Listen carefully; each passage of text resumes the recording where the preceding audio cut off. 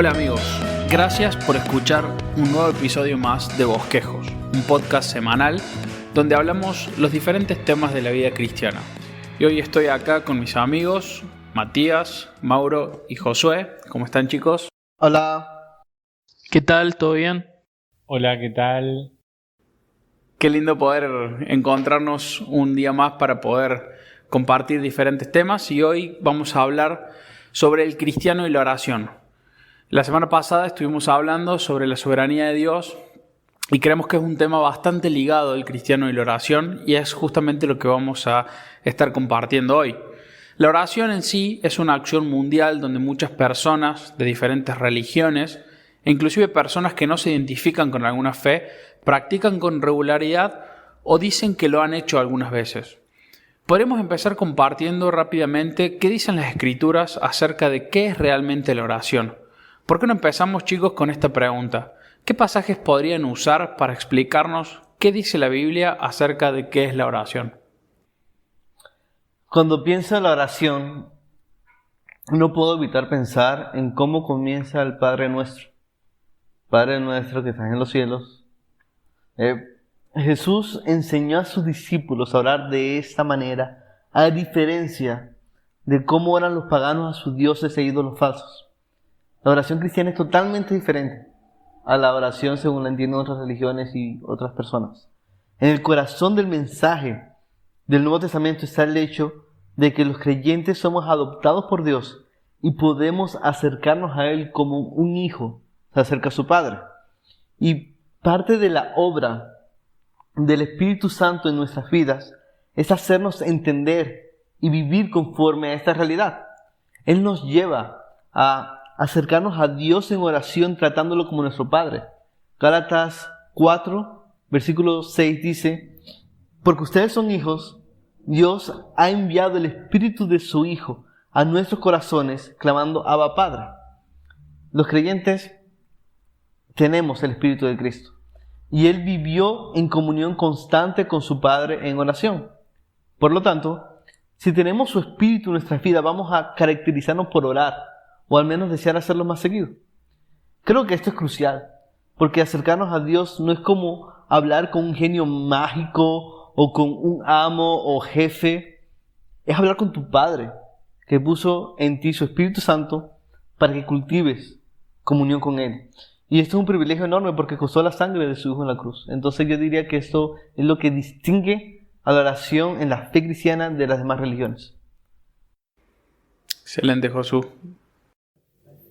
En Mateo también, ahí en el Sermón del Monte, Jesús dice, y a mí me gusta mucho ese texto cuando un poco pienso en la oración, Jesús dice: pidan y se les dará, busquen y hallarán, llamen y se les va a abrir.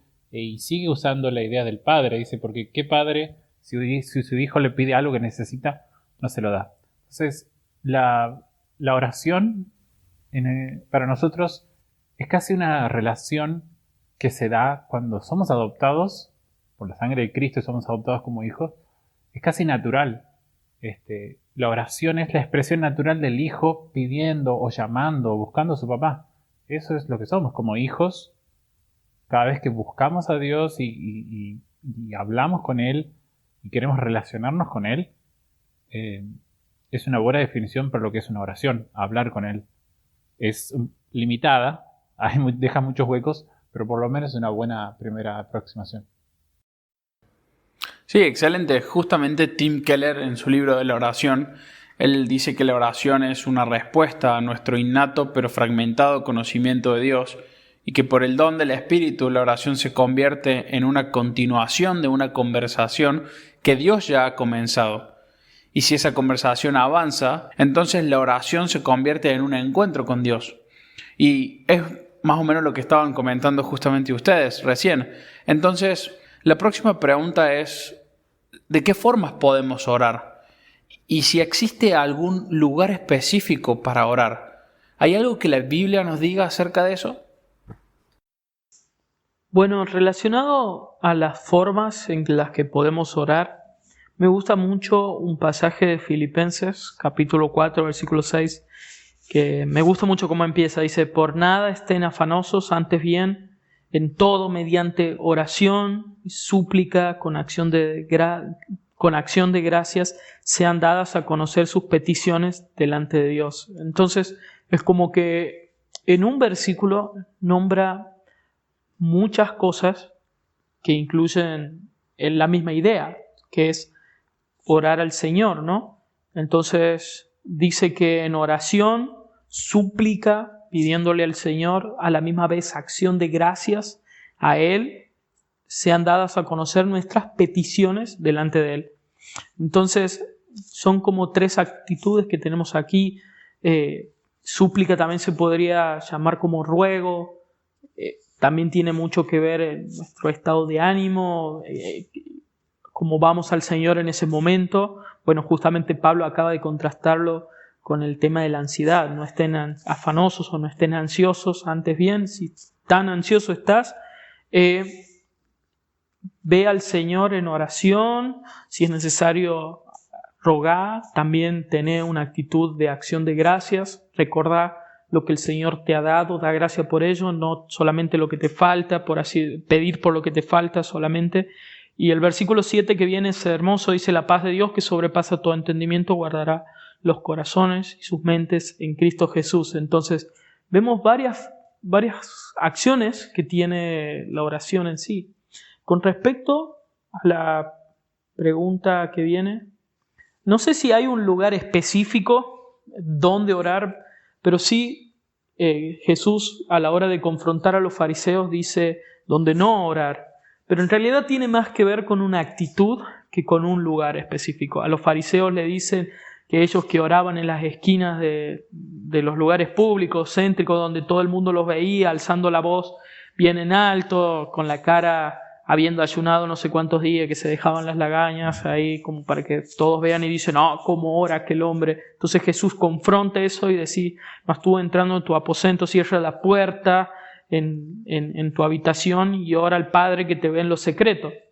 Entonces tiene que ver con una actitud de buscar lo secreto, de buscar a Dios en intimidad más que de ser visto públicamente simplemente por el hecho de que todos nos vean. Es decir, se puede orar públicamente, pero con esa actitud de ir a nuestro Padre en intimidad. Sí, estoy de acuerdo con lo que comentas, Mauro. La Biblia no dice que debe haber un lugar específico para orar, se enfoca más en el corazón. Pero yo creo que es bueno. Les recomiendo que tengamos un lugar en casa donde podamos cultivar la disciplina de orar. Creo que los beneficios de eso son enormes. Nuestros actos repetidos en lugares y horas específicas se convierten en hábitos. Los hábitos moldean nuestro carácter y todo eso influye en nuestro crecimiento espiritual. Ahora, con respecto a la primera pregunta que mencionó Néstor hace un momento sobre de qué formas podemos orar, creo que lo mejor que podemos hacer los creyentes para responder esa pregunta es meditar en el Padre Nuestro. Esta oración fue la respuesta explícita de Jesús a la ocasión que sus discípulos le preguntaron: enséñanos a orar, en Lucas capítulo 11, y también tenemos la oración en Mateo 6. Hay un orden de prioridades en esa oración modelo para todas nuestras oraciones, y allí vemos lo que no debería faltar en nuestra vida de oración. Un deseo que se haga la voluntad del Padre, que venga su reino, que perdone nuestros pecados, que nos provea el pan de cada día, que nos guarde del maligno. Ahora, si por un lado el Padre Nuestro nos enseña qué deben contener nuestras oraciones, yo creo que los salmos nos enseñan cómo debe ser nuestro corazón al orar. Así que si queremos aprender a orar, también veo muy útil ir a los salmos. Yo todos los días en mi experiencia, trato de orar siguiendo las palabras de un salmo, a veces parafraseando o presentando a Dios lo que viene a mi mente cuando leo el salmo, y eso ha sido realmente revolucionario para mi caminar espiritual. Orar las Escrituras, ¿no? Sí. Orar la Biblia. Amén. No solamente los salmos, puedes orar todas las Escrituras, como decía, pero también te puedes guiar y ayudar mucho por las oraciones que hace Pablo en sus cartas. Es muy típico, ¿no? Muchas de sus oraciones suelen estar al comienzo, a veces interpone alguna otra oración en la mitad de la carta, por ejemplo, en Efesios lo hace. Entonces, tomar esa oración, bueno, algunos cambios vas a tener que hacerle, pero la podés orar. Y también las doxologías, que son alabanzas, también la podés orar. Entonces, hay varias partes de la Biblia que podemos llegar a orar. No solamente las oraciones se dicen de forma verbal, sino también vemos que Pablo escribió oraciones en sus cartas, porque en un principio fueron escritos, ¿no? Así también cuando una persona está mal y lo único que le salen son lágrimas, ya sea de agradecimiento, de dolor, esos son pensamientos, son oraciones al Señor en parte. Si obviamente en nuestra mente tenemos que el Señor nos está, no sé, las palabras no nos salen, pero sí estamos allí buscando a Dios en intimidad, como decía Mati en ese pasaje, o incluso cantar oraciones, canciones nuestras en forma de gratitud o oración al Señor. En Tesalonicenses, en la primera carta de Tesalonicenses, Pablo les dice a ellos, oren en todo tiempo. Sé que estamos hablando del lugar, pero eso, van de la mano. O sea, si estoy en el trabajo, puedo orar. Entonces el tiempo y el lugar van de la mano. Orar en todo tiempo definitivamente me va a llevar a orar en varios lugares de mi vida. Lo único que yo recomiendo es, obviamente en todo tiempo, en todo lugar se puede orar. Pero yo recomiendo que en la cama no. O por lo menos yo en la cama no oro porque me quedo dormido sí o sí. Entonces, como regla de mi vida he decidido no irme a la cama a orar porque es un desastre. Algo que viene a mi mente con todo eso que estamos hablando es Romanos 8:26, donde Pablo dice que el Espíritu Santo nos ayuda en nuestra debilidad, porque nosotros no sabemos pedir como conviene, pero el Espíritu intercede con nosotros con gemidos indecibles. Mas aquel que escudriña los corazones sabe cuál es la extensión del Espíritu, y conforme a su voluntad intercede por los santos. Y cuando pienso en todo esto, también viene a mi mente el hecho de que hay veces que nosotros como creyentes ni siquiera sabemos cómo orar en realidad. Nosotros no conocemos todos los planes de Dios. Nosotros en última instancia somos muy pequeños. Nosotros no vemos el panorama que Dios ve completamente. Entonces, en todo esto de cómo orar, es importante hacerlo reconociendo que incluso nuestras oraciones son falibles. Y el Espíritu Santo conoce todas esas cosas. Y Él presenta nuestras oraciones, por así decirlo, delante de Dios de una manera editada, arreglada. No sé cómo explicarlo, pero es como si Dios supiera. Él sabe lo que realmente queremos decir. Y Él nos va a dar lo que hubiéramos pedido si nosotros conociéramos su voluntad perfectamente, porque Él nos ama y Él siempre quiere lo mejor para nosotros. Así es, Josué, y eso me lleva al punto de la siguiente pregunta. ¿Cómo creen que, con respecto a lo que hablamos la semana pasada sobre la soberanía de Dios en nuestras vidas, cómo creen que esa soberanía y entender la soberanía de Dios y la oración deben influenciar en nuestra vida diaria? Porque si estamos hablando de que estamos confiando en un Dios que es completamente soberano, pero que tenemos una dependencia de Él, entonces nuestra oración se ve totalmente influenciada por nuestro entendimiento de la soberanía de Dios en nuestras vidas. ¿Cómo creen y qué piensan acerca de esto? O sea, ¿de qué me sirve orar a mí? A un Dios que no sé si me escucha, que no sé si puede hacer algo por mí. Dios es glorificado cuando nos acercamos a Él con fe. Dios es glorificado cuando nos acercamos a Él creyendo que Él es poderoso para cumplir lo que ha prometido. Y yo entiendo que aunque puede sonar paradójico e incomprensible para nuestras mentes hablar de que Dios es soberano y al mismo tiempo nosotros debemos orar para que el Señor responda y obre muchas cosas en el mundo, es importante entender que nuestras oraciones también forman parte del plan soberano de Dios. Cuando Dios decreta que ocurran todas las cosas, Él usa medios para que esas cosas no ocurran. Y uno de los medios que Dios escogió para llevar a cabo sus propósitos en el mundo es la oración de los creyentes. Y eso es algo que vemos en Juan capítulo 15, por ejemplo, donde se dice, Jesús enseña que Él nos ha puesto para que demos mucho fruto, para que todo lo que oremos al Padre, Él lo conceda. O sea, Jesús nos da una misión prácticamente imposible en nuestra fuerza. Que demos fruto para la gloria de Dios y que llevemos el Evangelio a las naciones y que vivamos exaltando el nombre de Cristo. Nosotros no podemos hacer eso, pero orando, eso sí va a ser posible. Y entonces vemos que la oración es un medio por el cual Dios lleva a cabo su propósito en el mundo. Entonces yo creo que eso es muy importante tener en cuenta. Y yo diría que también es importante entender la soberanía de Dios a la hora de orar, porque es lo que permite que el gozo en la oración sea posible.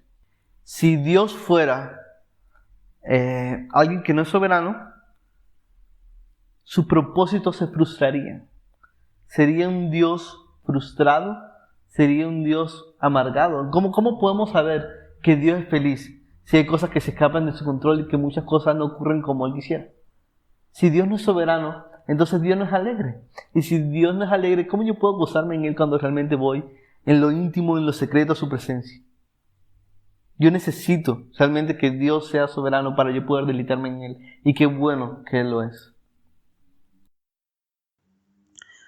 Así es. Y a la hora de hablar de la soberanía de Dios, pienso en cómo no deberíamos orar. Y eso me lleva, por ejemplo, a Santiago capítulo 4, versículo 3, que dicen: piden y no reciben porque piden con malos propósitos, o piden mal, dice en otras traducciones, para gastarlo en sus placeres. Entonces, cuando la oración es hombrecéntrica, antropocéntrica, enfocado en nosotros mismos, prácticamente como que casi estaríamos orándonos a nosotros mismos. Pienso en la oración del fariseo, cuando hablaba del fariseo y el publicano, que él dice: gracias Dios porque no soy como este publicano, porque soy mucho mejor que ellos. Entonces es prácticamente inconcebible una forma de oración así, pero lo tenemos en pequeños detalles cuando estamos inspirados en nuestros placeres, en lo que nosotros queremos, en el ya y en la hora, y no estamos pensando en el Dios soberano, en ese modelo del Padre Nuestro que tiene un orden de prioridades que nos enseña prácticamente a orar. Creo que la actitud incorrecta es centrándonos en nosotros mismos, como casi la mayoría de todas las actitudes incorrectas que existen, ¿no? Y no pensar en este Dios soberano que es capaz de hacer todas las cosas, como decía Josu, que es autosuficiente y también que es omnipotente para cumplir, y que de hecho Él se goza en que le pidamos. Amén. Qué hermoso poder alegrar el corazón de Dios al acercarnos a Él. Y a la misma vez Él va a retribuir, Él nos va a dar de ese gozo. Entonces, un poco en lo que estaban comentando, podemos decir que existe una forma correcta y existe una forma incorrecta en la que nos acercamos a Dios. Existe una actitud del corazón y no solamente es una cuestión de sentimientos, sino también es una cuestión de actitud, de orgullo, y nuestro pecado puede limitarnos también a la hora de acercarnos a Dios.